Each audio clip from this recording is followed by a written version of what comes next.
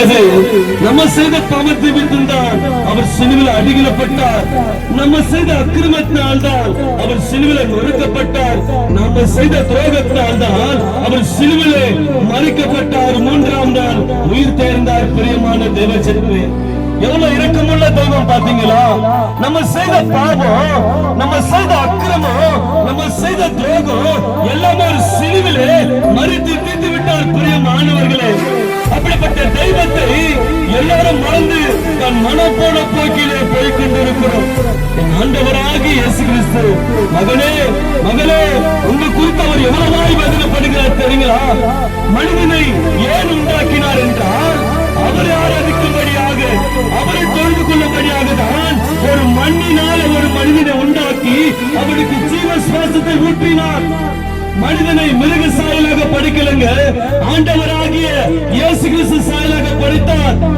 அப்படிப்பட்ட தெய்வத்தை, நம்மளை உண்டாக்கின அந்த தெய்வத்தை எல்லாரும் மறந்து தன் மனம் போன போக்கில போய்கொண்டிருக்கிறோம். நம்ம இஷ்டம் போன போக்கில போய்கொண்டிருக்கிறோம்.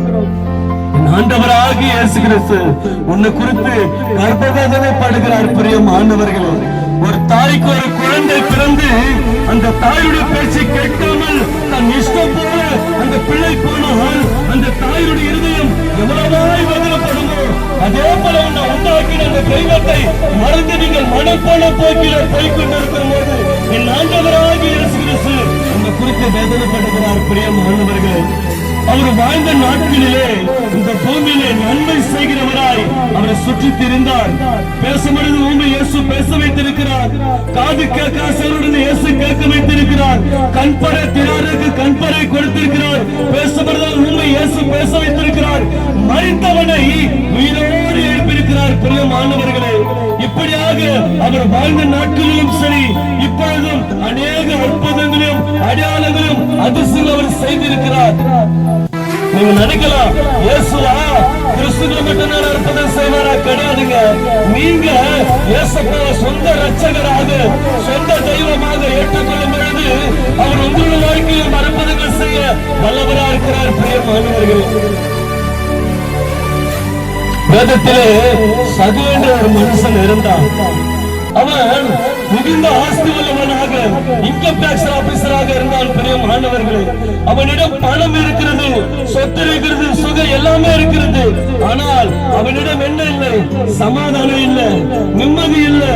இயேசு அந்த வழியாய் வருகிறார் என்று அவன் கேள்விப்பட்டு அவன் குள்ளமான படியினாலே ஒரு காட்டு மரத்தில் ஏறி இயேசு எப்படிப்பட்டவரோ என்று பார்க்க ஆசையா இருந்தான். பிரியமானவர்களே, அவரை பார்த்த பிறகு ஆண்டவராகிய இயேசு கிறிஸ்து, சகேவே, நீ சீக்கிரம் இறங்கி வா, நான் உங்க வீட்டில் தங்க வேண்டும் என்று.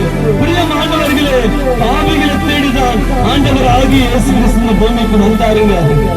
ஆண்டவராகிய இயேசு கிறிஸ்து அவன் வீட்டுக்கு போன பிறகு அவனுக்குள்ளாய் ஒரு மாற்றங்கள் வந்தது. அவன் சொன்னான், நான் அநியாயமா வாங்கிட்டு வந்தானால் 4 தனியாக கொடுக்கிறேன் என்று. பிரியமானவர்களே, ஆண்டவராகிய இயேசு கிறிஸ்து அவனை பார்த்து சொன்னார், இன்றைக்கு இந்த வீட்டுக்கு ரட்சிப்பு வந்தது. ஆம் பிரியமான என் அன்பு தேவஜனமே, நீ எப்படிப்பட்ட வியாதியில இருந்தாலும் சரி, எப்படிப்பட்ட கண்ணீரின் பாதியில இருந்தாலும் சரி, சமாதானம் இல்லாமல் இருக்கிறியா? சந்தோஷம் இல்லாமல் இருக்கிறியா? நிம்மதி இல்லாமல் இருக்கிறியா? ஐயோ, நான் ஏன் வாழறேன்? நான் செத்து போனா நலமா இருக்குமே என்று அங்கலாய்த்துக் கொண்டிருக்கிற என் அன்பு சகோதரனே, என் அன்பு தாயே, என் ஆண்டவராகிய இயேசு கிறிஸ்து அன்றைக்கு சகேயுக்கு விடுதலை கொடுத்தது போல உன்னுடைய வாழ்க்கையில் அற்புதங்கள் செய்ய வல்லவரா இருக்கிறாரு. நீங்க செய்ய வேண்டியதெல்லாம் ஒன்றுதான், இயேசுவே என் ஆண்டவர், இயேசுவே என் ரட்சகர்னு உள்ளத்தில் விசுவாசிக்கும் பொழுது அவர் உங்களுடைய வாழ்க்கையில் அற்புதங்கள் செய்ய வல்லவரா இருக்கிறார். பிரியமானவர்களே, உங்க மத்தியில பேசிக் கொண்டிருக்கிற நானும் ஒரு காலத்தில் இயேசுவை அறியாதவனா இருந்தேன். அறியாத நாட்களிலே அநேக பாவங்களை செய்து கொண்டிருந்தேன். பிரியமானவர்களே, அதெல்லாம் மைக்கில சொல்ல முடியாதுங்க. அப்படிப்பட்ட பாவத்தில் வாழ்ந்த என்னை ஆண்டவராகிய இயேசு கிறிஸ்து தேடி வந்தாருங்க. நான் எப்படிப்பட்ட பாவத்தில் இருந்தேன், அந்த பாவத்தில் இருந்தெல்லாம் ஆண்டவராகிய இயேசு கிறிஸ்து எனக்கு விடுதலை கொடுத்தார். என் அன்பு சகோதரனே, என் அன்பு தாயே, எப்படிப்பட்ட பாவத்தில் இருந்தாலும் சரி, ஆண்டவராகிய இயேசு கிறிஸ்து நீ பார்ப்பு என்றால் அந்த பாவத்திலிருந்து விடுதலை தர வல்லவரா இருக்கிறாரு.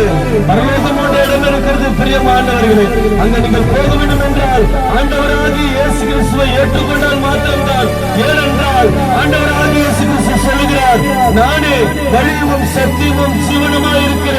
என்னை இல்லாமல் ஒருவனும் பிதாவினிடத்தில் வரான் என்று.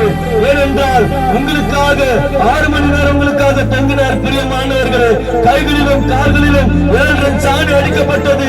ஆயிரக்கணக்கான மண்ணுகளை பின்னி ஓங்கி அடித்தார்கள், காரி துப்பினார்கள், காரினால் அதை அடித்தார்கள், ஈட்டியால் குத்தி கிழித்தார்கள், ஓங்கி அறிந்தார்கள்.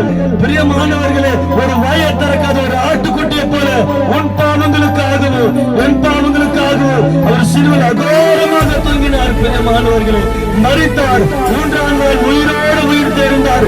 இதோ சதா காலங்களிலும் ஆண்டவராகிய இயேசு கிறிஸ்து நம்மோடு கூட இருக்கிறார். பிரியமானவர்களே, அவரை ஏற்றுக்கொள்ளுங்கள். நேரம் உங்கள் வீட்டாரம் ரட்சிக்கப்படுகிறது.